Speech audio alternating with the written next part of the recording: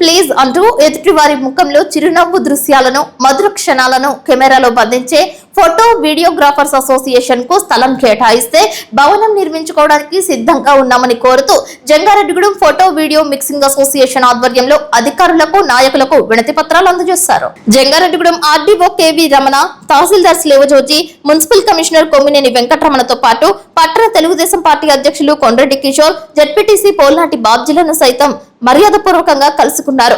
సమావేశాలు, చిన్నపాటి వేడుకలు నిర్వహించుకునేందుకు ఫోటో వీడియో మిక్సింగ్ అసోసియేషన్ సభ్యులకు స్థలం కేటాయించాలని కోరారు.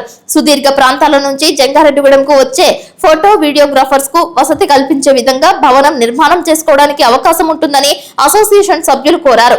అసోసియేషన్ సభ్యుల విన్నపాలపై అధికారులు, నాయకులు సైతం సానుకూలంగా స్పందించారు. చింతలపూడి ఎమ్మెల్యే రోషన్ కుమార్, ఎంపీ పుట్ట మహేష్ యాదవ్ల దృష్టికి తీసుకువెళ్తామని నాయకులు పేర్కొన్నారు.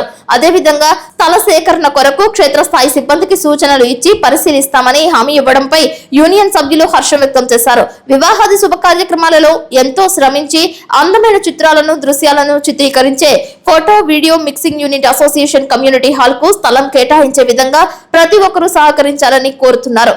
కమ్యూనిటీ హాల్ ఉంటే పేద ఫోటో వీడియో మిక్సింగ్ సభ్యులు సైతం వేడుకలు నిర్వహించుకోవడానికి దోహదపడుతుందని వారు విన్నవించారు.